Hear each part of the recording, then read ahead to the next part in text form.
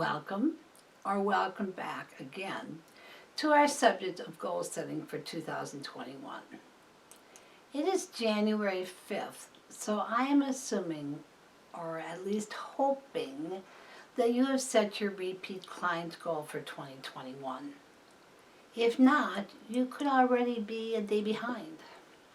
And if you are one of those overachieving clients that I have, who sets a goal of one net repeat client per day, you could already be 2 behind. Amazing how fast those days fly by, isn't it? And goal setting is kind of like New Year's resolutions. Each day that passes without sticking to our resolutions makes it more likely that we will not achieve them because eventually we simply cannot catch up. One net goal per day is extremely aggressive. Get behind, and as I said, you could be two net sales behind. I set unrealistic goals, but even I would have to say that achieving 2 net sales per day is very difficult. I do hope that you have set a goal, because I would submit to you that's the easy part. But without that, you can't start. The hard part is keeping focused on your goal so that at the end of the year you have achieved it. If you do not focus, you will not achieve. I actually think that should be Nike's new branding slogan. But if not Nike, why not you?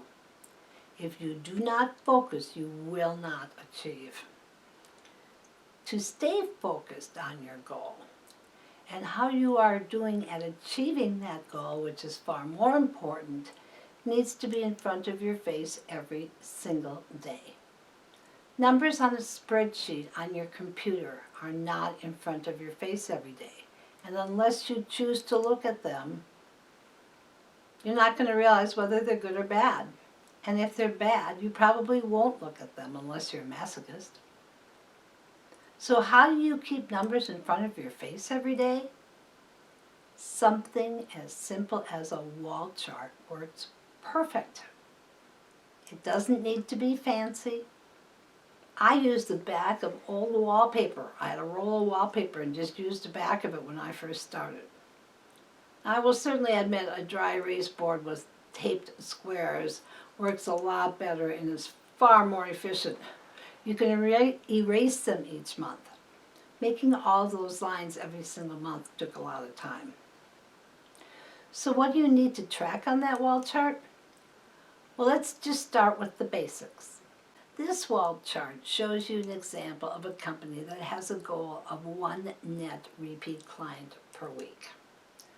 The first line on this chart is, of course, the headings. The date, what you sold that day, what you canceled, your total, your goal, and whether you're ahead or behind. The second line is your incoming number from the previous month. This company comes into the year with 90 repeat clients, which is our first entry. And why you cannot use a wall chart if you do not know your repeat client count. Why I keep hammering, get your repeat client count put together. Because you cannot make a wall chart without it, because you cannot start, and without a wall chart you have no focus, and if you do not focus you will not achieve. So, after you've made your entry for your repeat client count, we simply fill in our sales, our cancels, and balance out at the end of each day. So let's take a look at this wall chart. On January 4th, this company made a repeat sale. So when they made it, they put a 1 in the sales column. They didn't lose any sales that day, so their total for the end of the day is 91. They have a goal of 90 for that day, so they are plus 1 for the month. Yay! My company's goal was always 1 repeat net client per week. That actually seems rather simple now, especially in Austin, but it did eventually get me to the 1.98 million in revenue that I was doing in 2008. And when I started, Austin was only 250,000 people. I always raised my goal number in the middle of the week because I hated to be behind. So I would give myself a couple of days before I'd raise my goal number. So I usually did it on a Wednesday.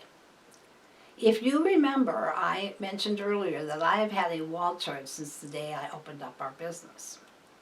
I always used one when I was a sales manager in the corporate world, so I really didn't know any other way to operate. So when we first started our business, I was the only one who put those sales numbers on that board. So if the sales numbers were not on that board, it was obviously we couldn't make our goal. Because the cleaner's role on that board to achieve their role was keep those repeat clients that I sold in place. But there was nothing to keep in place if I had not sold them. So there was no way they could make their goal. That's the downside to involving the entire office when it's only you making the sales. It's a lot of pressure on you. But there are certainly ways that you can also draw in your cleaners to help you make those sales. And then the pressure becomes equally distributed.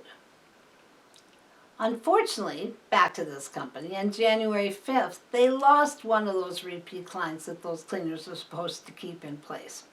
And they're back down to 90, but still even up on the goal count. On the 14th, nothing happens. No sales, but thankfully no cancels. But it's Wednesday, and we had to add on a number to our goal, and when we balance out, we are now, for the first time in 2021, one repeat sale behind our sales goal. Thankfully, on Thursday, this company makes 2 sales and one for the month. The month continues with the same tracking. You will want to track each month, so you will need a total of 26 lines to cover months that have 23 working days. As you go down your chart, you need your heading, your balance forward, your balance, so 26 lines should do it. The lines you want going across for the various headings depends upon what you want to put on that goal chart. One detail I would certainly include, and many companies have, is the last name of the sale that was made, simply rather than just a tick mark. So leave the space bigger so you can write in the last name.